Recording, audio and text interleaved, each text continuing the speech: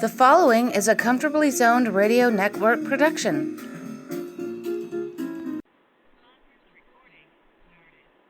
Thank you, Tally Olson. Welcome, gentlemen, to Hal, David, and George. I'm Alan Blumkin, and Ralph Tycho can't make it tonight. He's under the weather, so I've been asked to be the host. But, George, it's your show. Well, I thought, this would be a good opportunity for all of us. We could have what used to be called a hot stove session, and we can talk about some of the latest developments in baseball. And top of the list, I think, is this lockout. So I'd be interested to know, Hal, what your thoughts, and David and Alan on this lockout, and what you think might happen.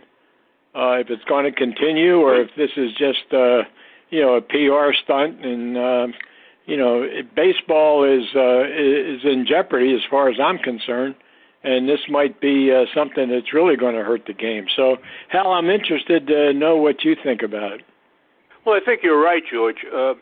I think baseball is on thin ice right now, and I think this is not going to help them in any way, shape, or form. December, they're not playing any games. We know that. And they're not playing any games in January. We know that, too. But December and January are the hot stove league, and trades get made, and players get signed, and managers change teams and stuff like that. And it keeps the game in the newspapers and in the headlines. And now it's like dormant, and people are going to forget about it. I'm afraid people are going to forget about baseball. Well, I happen to, Hal, that's one of the things I think about. And David, now that you're down in Orlando and what had been spring training headquarters of the Washington Ball Club, and my dad was playing, but I'm curious as what the local press down there is talking about, because obviously, we're, as Hal said, we're in the middle of the wintertime, not a big deal, but, come February 15th or whatever it is, pitchers and catchers report, that might be in jeopardy. Well, let me just make this remark. There really is no such thing as a hot stove league anymore until after the Super Bowl. And the NFL has taken over the TV rights. They've taken over all of broadcasting between the World Series and the Super Bowl. And baseball has gone along with this, unfortunately. You don't see too many major decisions made until after the Super Bowl. Well, why in the world is baseball ceding the territory that once it had to itself to the NFL? The NFL has enough. It's like, letting a lion loose when it should be tamed and put in a cage for a bit. Anyway, the other thing is there's nothing in the papers down here, by the way, about baseball. The only thing, but there was a nice article about the rivalry between Rutgers and what's it? Come on, what's the other school? The football teams. Well, Seton Hall. Thank you. Yeah, Seton Hall and Rutgers. But aside from that, the big story here, of course, is University of Central Florida versus University of Florida in some crazy bowl game I had never heard of, which is coming up just before Christmas. I think it's the 23rd. And that's the big story. You don't even get a blurb about baseball right now. Well, David, I'm curious. I'm curious, being a Rutgers guy, why in the world is there a big article about, or an article about a Rutgers-Seton Hall matchup? That was a couple days ago. Seton Hall blasted Rutgers, but Rutgers was coming off a win a couple days before that, beating Purdue. But I'm curious as to why, Rutgers and Seton Hall would get any kind of coverage down there. Well, they're trying to. The sports section is pretty good, I'll admit, for a small town, if you want to call Orlando a small town newspaper. But they do cover other aspects of sports as well, other areas. But their main concern is, of course, Florida for college football. Right. There are two things in the newspaper here, the Orlando Sentinel, that get absolute total coverage: college football and Walt Disney World. Anything that happens within the Magic Kingdom, you'll find it in the Orlando Sentinel the next day. Well, speaking of that, David, I'm curious. I think they've reopened Disney World now, right? Because they pretty much shut it down with the pandemic, but I think they've pretty much opened it up again. Yeah, they have, because I think part of the thing is that I don't want to go into any political stuff, but there are laws and mandates in this state that you can't do anything. You can't wear masks. You can't. It's a crazy place politically. Right. So Walt Disney World is back in business. Universal Studios is coming back, and frankly, we were here for Thanksgiving, and the town was packed. Well, you were talking earlier about what's in the newspapers. Here in New York, before the lockout occurred, we had the papers were full of Mets stuff because the Mets signed 3 major free agents on Black Friday, the big shopping day after Thanksgiving, and then 2 days later they signed Max Scherzer, who was probably the premier free agent on the market, to the biggest contract. So, and then they're still looking for their manager. They're probably going to get Buck Showalter, but there's been plenty of baseball news here in New York about the Mets. Now, the Yankees, on the other hand, have not done a thing. They have not signed a player, and they still have huge gaps in their lineup. They need a shortstop, because as somebody once said to me, if you don't have a shortstop, you get a lot of base hits through that area. So they need a shortstop. They need a center fielder. They probably need a new catcher because they've run out of patience with Gary Sanchez. But they haven't done a thing before the. And they also need pitching. They also need pitching help. And they do. They need pitching help. So you wonder what's going on in the Bronx. I don't know, but they can't do anything now. When this lockout ends, and it'll end, I'll guarantee you it'll end before spring training, because you can't afford to miss spring training, or else you'll really be dead in the water. But they'll do something at that time. My opinion is that I've told this to almost everybody I talk to. I said they ruined the game on the field. Now they're trying to ruin it off the field. That's a good point. That's a very good point. And I think if this goes into the season, that it'll make 1994, 1995 seem like a picnic. I agree. Well, from what I read, and I haven't kept up on all of it, but I guess they're pretty far apart. And of course, I think it's like closing the door after a horse is out of the barn. I mean, they've been throwing around all these crazy contracts. And, the Players Association, now they say, well, we want even more. And, Tony Clark, who I think is the head of the Players Association, he played with the Tigers, I believe.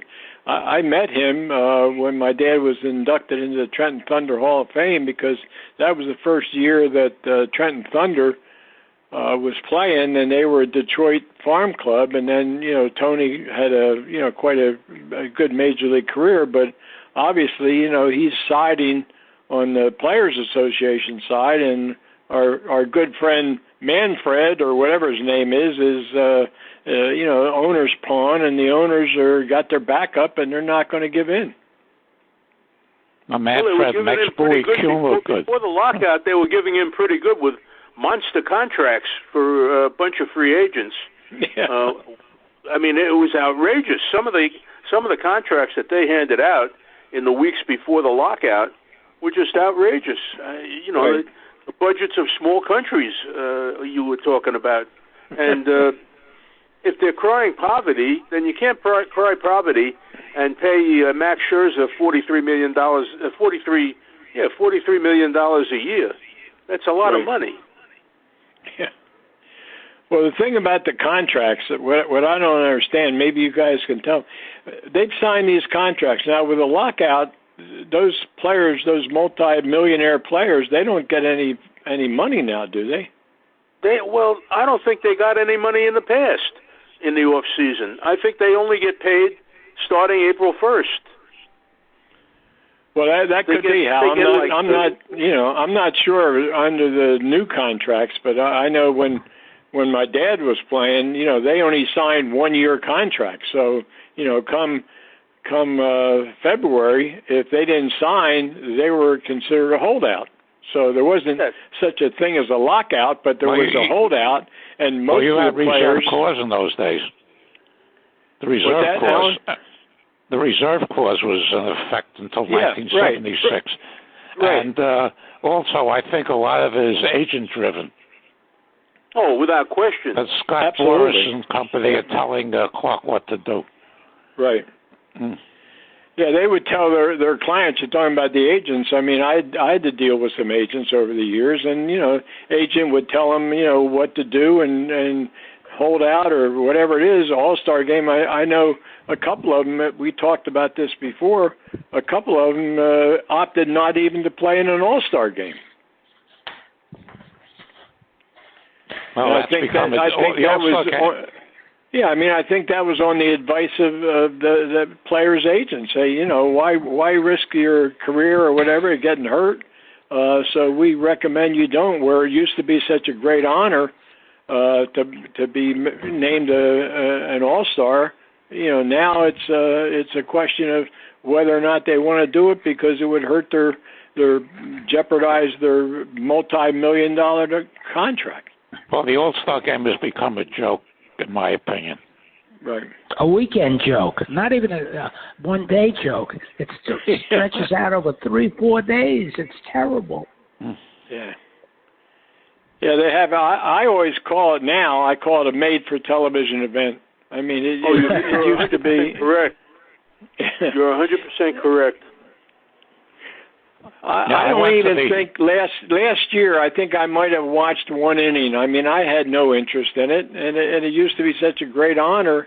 But now, I mean, the players are out there, and I've talked before. I mean, they're mic'd up and they're talking to the booth, and they put all these stats up there and putting the shooting stars and everything, and talking about the launch angles and all this other kind of crap that goes on. Yeah, I mean, I just think that's baseball. The All-Star game to me is an afterthought. I think interleague play pretty much it killed the All-Star game. The players, they play against one another during the season, and it's no longer, hey, which league is better, American League or National League? They don't do that anymore. 100% correct, George. You're 100% right. I remember the days in the early days of my career. Warren Giles was the president of the National League. And he would go into the American League, into the National League clubhouse, and he would virtually beg these guys, "You got to win this game. This is for our prestige." And they believed it. They did. And there were great moments that took place because guys were really tearing it out, doing it all out. Now it's like it is an exhibition game, and they play it as an exhibition game. It's not played as a regular season game, the strategy that you would find in a regular season game, because everybody has to play, everybody has to get an at bat, or everybody's got to pitch. I mean, it's just foolishness, It's just not. It's not baseball as far as I'm concerned. No, I agree with you. I agree with you, Hal. Absolutely. Everybody's got to pitch anyway, because the whole regular season is like that. The only part of that whole weekend that I think is admirable is that Future Stars game. It's nice to give the kids that are coming up an opportunity to play before a large audience, and that's an honor to be part of that group. No, I think that's a good point, David. But the one thing that I think that they really ballyhoo, and to me it's foolish, is that blessed home run derby or whatever they call it. Don't get me started. That is brutal. The Mays used to go on that home derby. It was a black and white TV show, and they got about $100 for whoever won. Right. Won Right. Yeah, that's right. No, they were fun because it would be, Mantle against Mays or Killebrew against Aaron. I mean, whatever it was. I mean, they were, guys were really trying to win the doggone thing, and sure. it was a very popular show.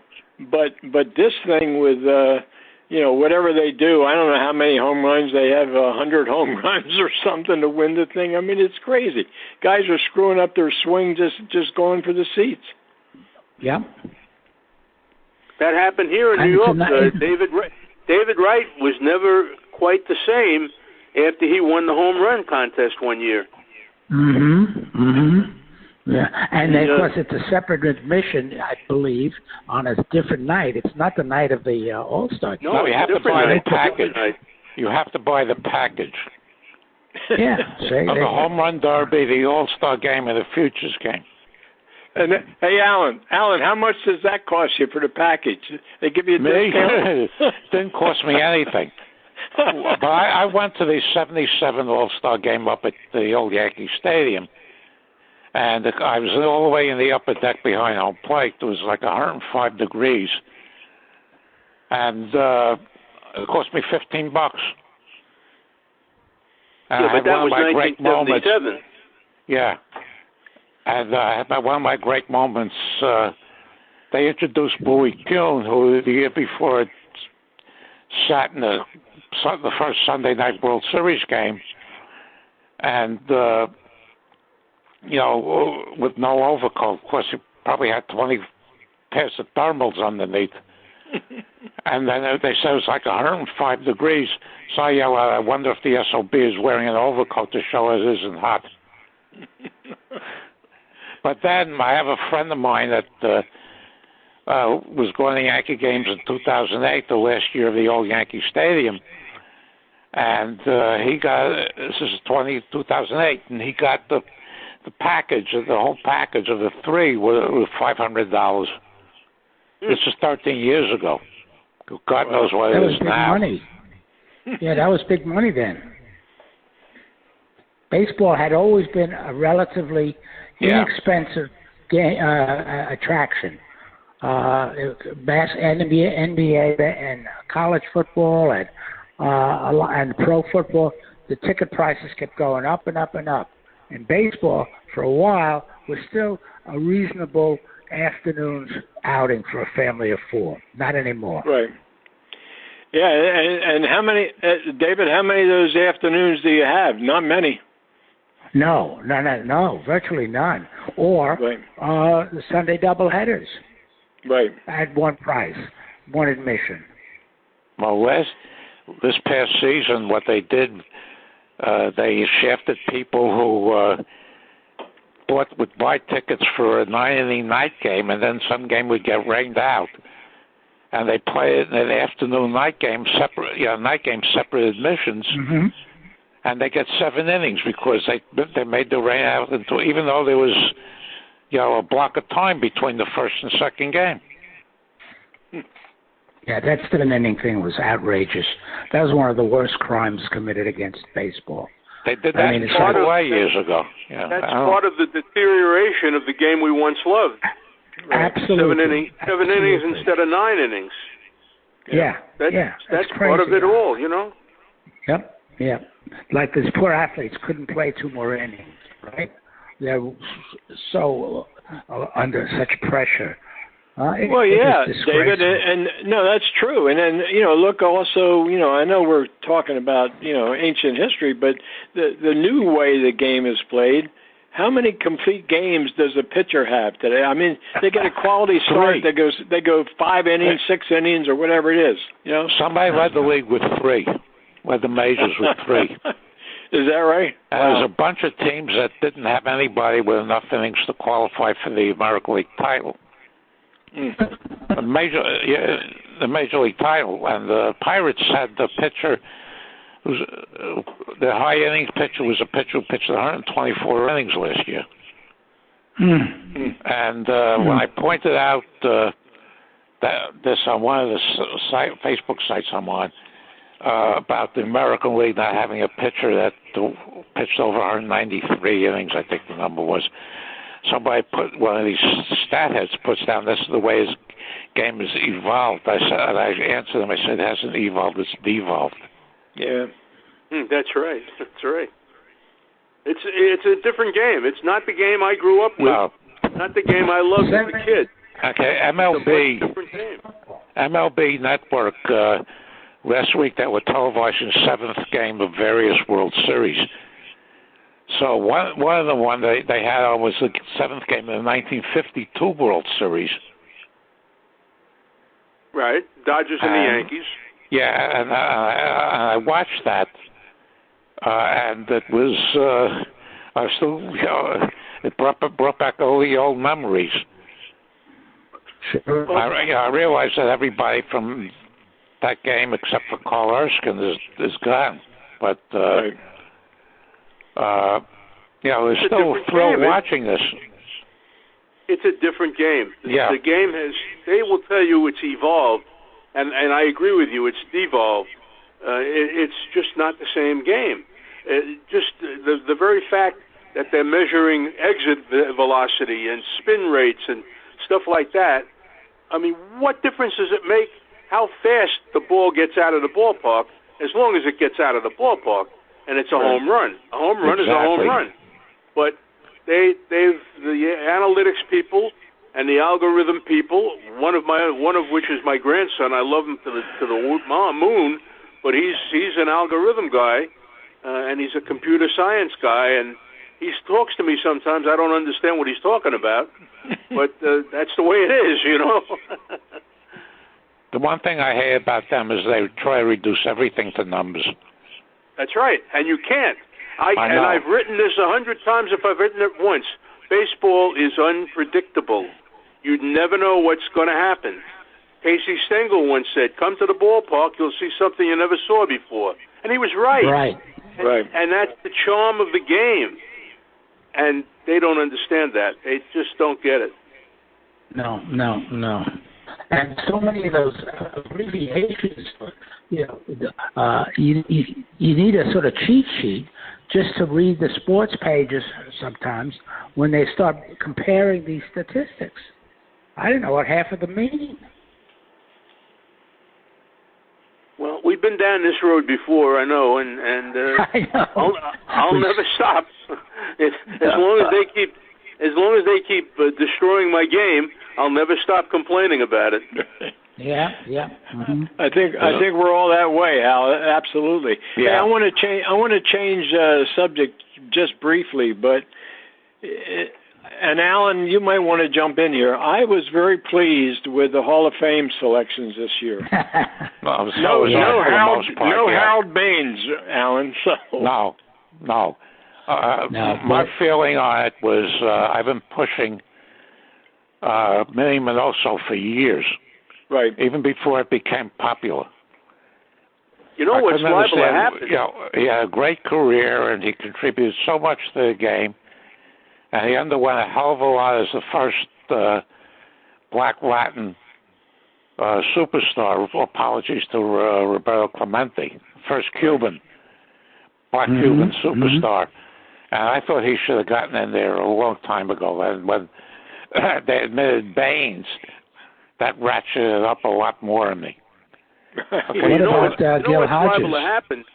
You know what's liable to happen? Those 6 guys who were elected, 4 of them are still living, I guess.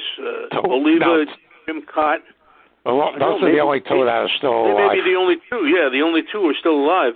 They may be the only inductees because, the baseball writers don't always give you 75% of the vote. And there's a controversial ballot this year because they've got on the ballot this year for the last time Kurt Schilling, who didn't want to be on the ballot, and then the Hall of Fame insisted that he be on the ballot. It's his last year of eligibility. And then the great duo, the great steroids duo of Roger Clemens and Barry Bonds, they're on the ballot for the last time. And then you have Alex Rodriguez, also a steroid king, and David Ortiz, who had a cloud over his head. They're on the ballot for the first time. So it's going to be a very interesting vote. But they could wind up with just these 6 guys from the Golden Era Committee being inducted into the Hall of Fame. Yeah, everybody. I saw Kurt Schilling on TV last night. We've got a whole new TV system down here, and I'm still trying to learn it. It's hard to get on, but this network makes Fox News seem like a liberal outfit. It's unbelievable. They just do anything. But the point was, Kurt Schilling is a wild man. I mean, he's just beyond anything you could imagine to the right. He's just loyal, you know? He ran a Ponzi scheme. He ran a Ponzi scheme, among his other accomplishments. I really hope he doesn't get in. Well, he was the closest last year to getting in, and he was in the ballpark in the late 60s. 60% or thereabouts, and he could get in. I mean, it could happen, but it's my fervent wish. My fervent wish that Jim Cott and Tony Oliva will be the only living inductees. Yes. Well, everybody was in favor of Gil. Mostly, everybody was in favor of Gil Rogers, without question. But look how long it took. Right. And Tony Oliva. Tony Oliva didn't tear his knees up, would have had a monster career. Absolutely. He hurt his knee his last bag title year in '71, and he didn't play, hardly play at all in '72. And when the DH came into the American League in '73, he played in a good amount of games for a couple of years. But he was an incredible hitter, and he came to peak during the what I call the second dead ball year from '63 through '68. But as good as this six-man class will be and is, they ignored Dick Allen again. That Dick Allen was a Hall of Famer. Dick Allen had the numbers. Why he wasn't elected, I can't tell you, but he's got the numbers. You just look at his stats. He does. I think he might have been maybe his own worst enemy because he did some crazy stuff. Yeah. And, absolutely. You're right. There was a picture I remember. I think it was in Sports Illustrated. He's in the dugout smoking a cigarette. So, I mean, that's not the kind of PR that you want. And yet, Dick Allen was a great player. I mean, my dad told me, a long time ago, he said he had terrific stats, but his head was sometimes elsewhere. A little crazy. That's right. Yeah, I remember covering the 1971 All-Star game. We're back on that subject again. In Pittsburgh, Alan Blumkin. That was in Detroit. Wasn't it in Detroit when Reggie Jackson headed over the wall? Maybe it wasn't 71. Yeah, because the game I'm talking about was in Pittsburgh. The game I'm talking about was in Pittsburgh. Oh, that I think may have been 74. Maybe, could be. Anyway, they had 71. I was in the Army Reserve Summer Camp. And I listened to that one in 71. Okay. I listened to that on the radio. Now they have the workout day before the All-Star game. They had a workout. The two teams go on the field and they run around a little bit, batting practice and stuff like that. And we go out there to cover them, and there's no Dick Allen. Where's Dick Allen? Nobody seemed to know. Now we come to game day, and pregame warm-ups and batting practice. No Dick Allen. Where's Dick Allen? Nobody seemed to know. At about 15 minutes before the game, Dick Allen shows up in the National League clubhouse, and somebody said to him, "Where you been?" And he looked at us and he said, "Game time is on time." All right? If you say so, pal. Yeah, right. But I remember him for that. But you're right. He did a lot of goofy things, and that may have legislated against him. Right. We'll see. I don't know if he'll get in or when he'll get in. But he had the numbers. There's no question about that. He was a dangerous hitter. Yes, he was. There was a debate on one of the Facebook sites I'm on. People were bitching about Hodges and bitching about Minoso and bitching about Buck O'Neill.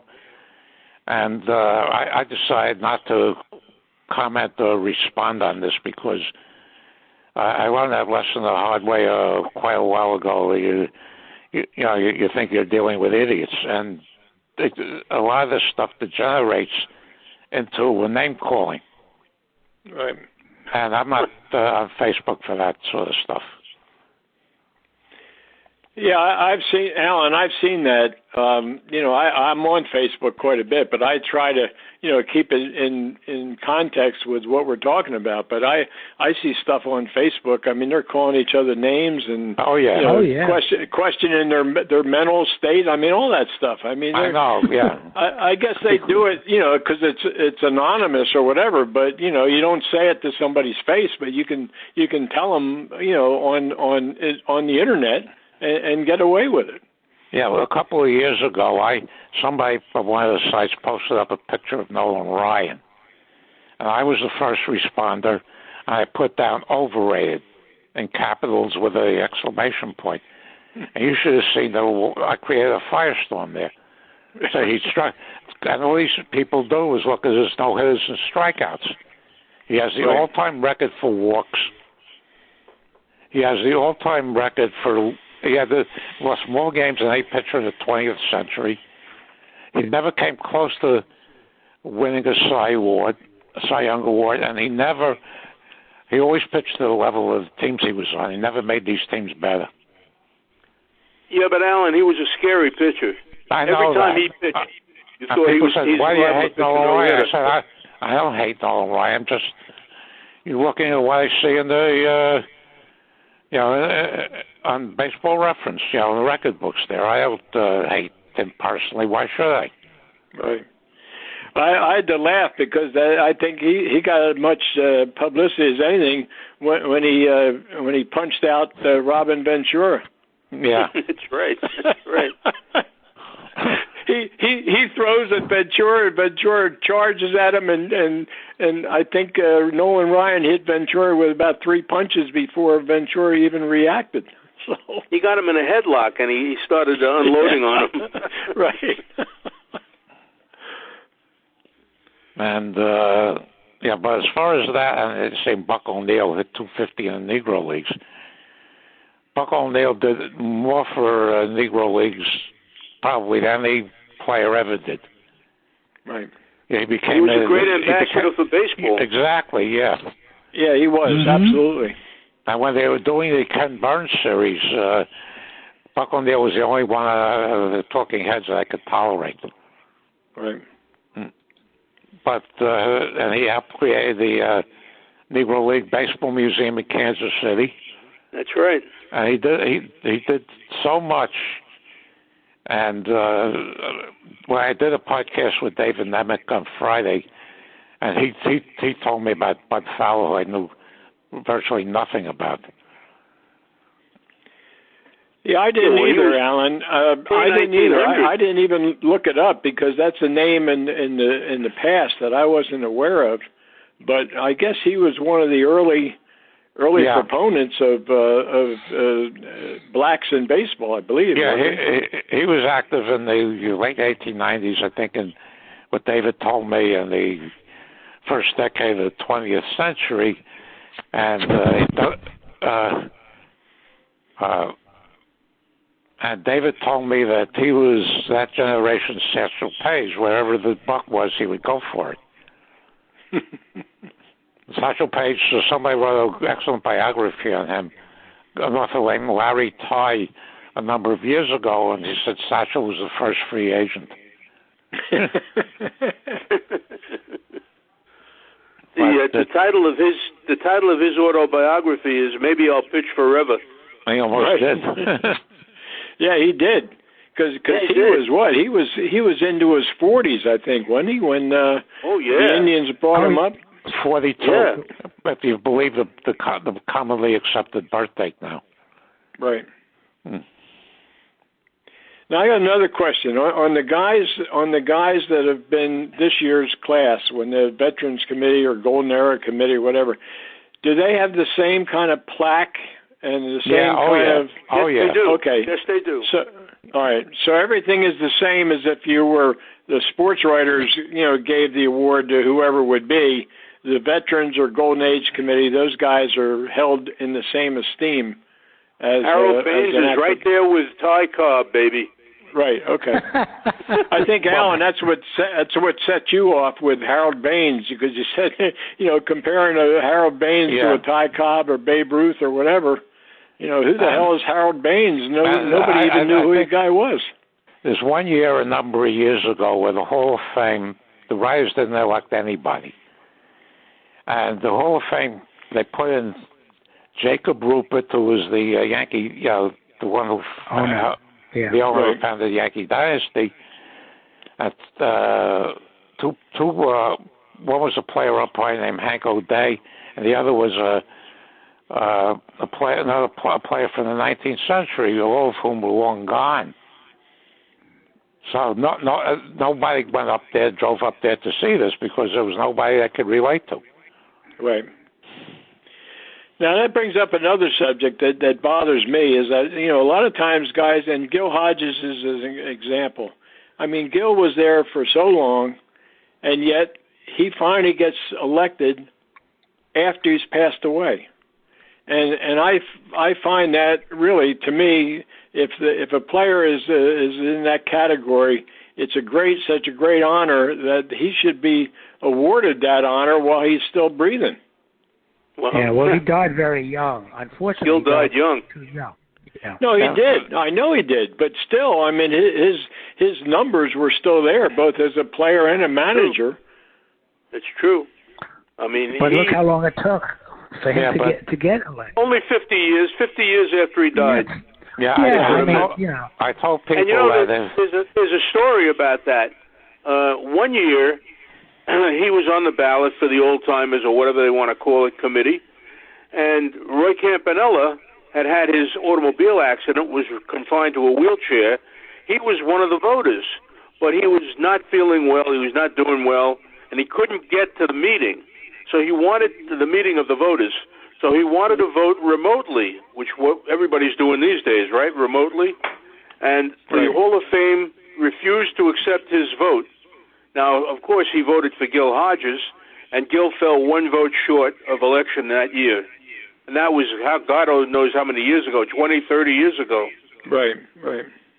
So, I mean, the Hall of Fame has some very arcane rules. I wrote this the other day.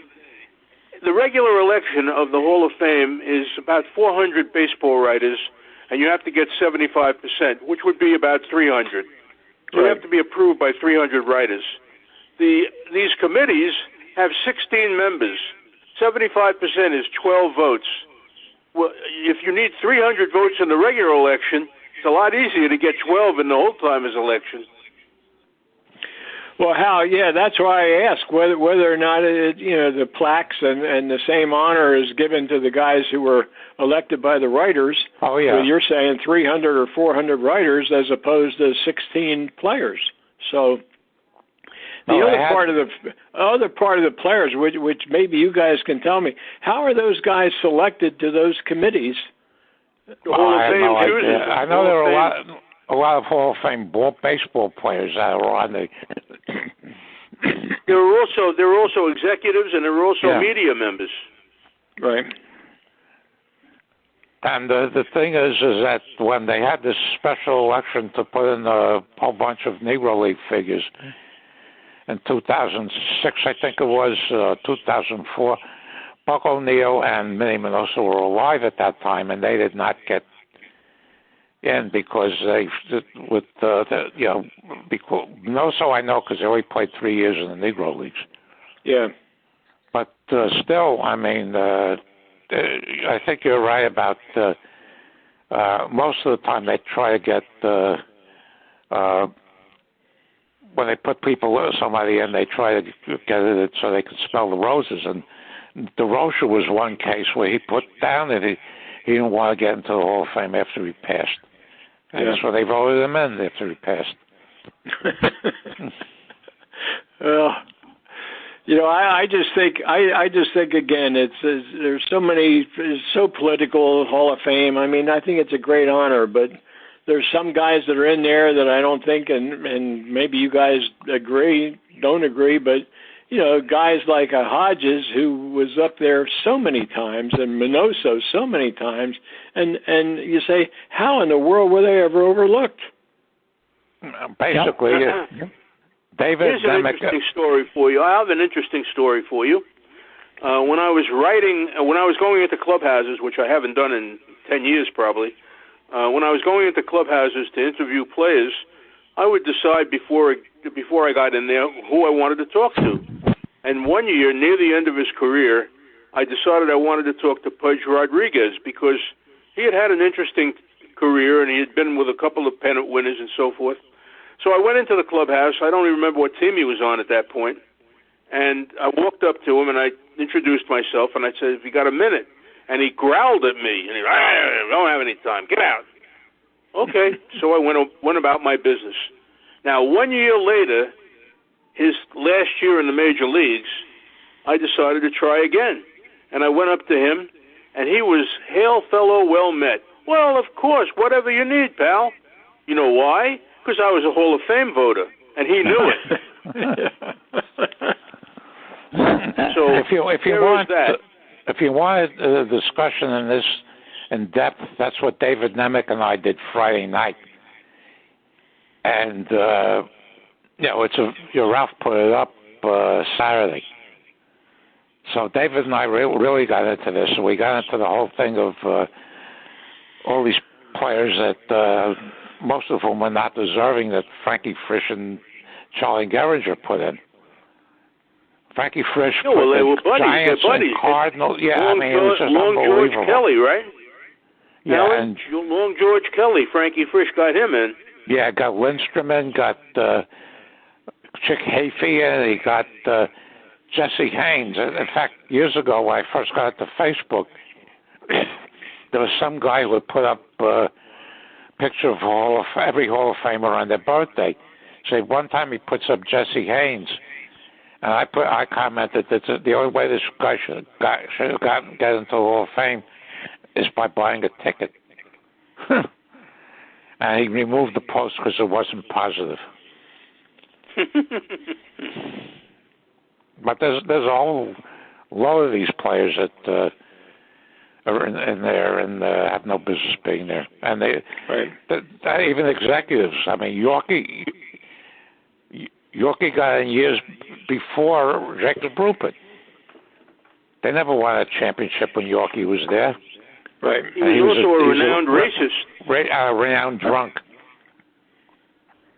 Yeah, he was a racist for sure. Mm-hmm. And they put in this Morgan Bulkley, who was the president of the National League in 1876. But the man who founded it, William Hubler, he took 100 years to get it. I mean, some of it, the selections are just mind-boggling. It's a very political operation. Alan, I know we got to wrap this up, but how do the players that are back in the 1880s or 1890s or whatever, how in the world does anybody vote for them when they've obviously never seen them play? Some of them they've never even heard of. I don't understand that works. Do they have a separate committee and whatever they call it? Pre-1900. Yeah, they don't put basically 19th century players in anymore. Right. Okay. And another thing they didn't do was that from 1882 to 1891, there was a Major League America Association, and nobody who spent most of their career in that league is in. That drives David Nemec up a wall so badly that I don't even bring it up with him. It was equal to the National League at the time, and they don't put anybody who spent most of their careers in the American Association into the Hall of Fame. Right. Now, when they have the the Major League, the Baseball Hall of Fame is supposedly for Major League ball players or executives, right? The managers and executives, and managers, right? So somebody like for instance, they were talking about Hodges. Okay, did Gil Hodges get in as a player, as a manager, or both, or what? How does that work? I think as a player, because his numbers are comparable to me. They're comparable to Tony Perez and Orlando Cepeda, both of whom were in. And Gil, if you take away Musial as a first baseman and put him back in the outfield, right. Gil Rogers was probably the best major league first baseman during the whole decade of the 50s. Oh, I'd say he was. Alan. I mean, I'm a little biased, I guess, because I saw him play. But you cannot induct a guy as both a player and a manager. No. He's either a manager or a player. And my understanding is Hodges got in as a player. Okay. A guy like, for example, a guy like Bobby Cox is in the Hall of Fame strictly as a manager. Right. Okay. I mean, he had a mediocre major league career. Yeah. Well, that's why I asked that question, because I wasn't sure how that all worked. So, that's interesting. Because Hodges obviously had a great career as a player, but everybody also remembers him as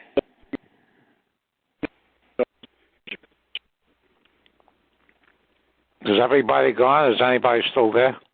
I'm still here. Okay. I just want to make a point. Tommy Lasorda's major league pitching record was 0-4. Yeah, and he was a great manager. Yeah, but there are some managers in there. And Al Lopez never managed the World Series winning team. DeRocher managed one. Bobby Cox managed one. Earl Weevil managed one. And Danny Murtaugh was on the Golden Era ballot, and he won 2. And there are a number of managers who won 2 that are not in there. Right. Well, that's interesting, because Murtaugh, it has been, many people champion him for, the Hall of Fame. And, of course, as you mentioned, I mean, he did have 2 World Series championships under his belt. He wasn't that much of a player, but excellent, outstanding manager. Yeah. And there were a few of them. There was a guy who managed the Red Sox in 1915 and 16 named Bill Carrigan. Won 2 in a row, and one of the reasons he decided to leave, and he doesn't get any votes.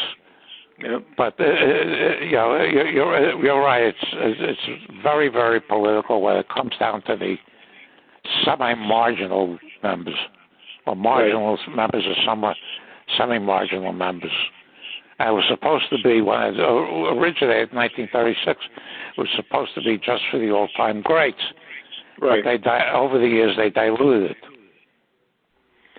Yeah, well, when you look at those first couple of classes, that's what they were, the all-time greats. I mean, it certainly is a far cry from what it's been.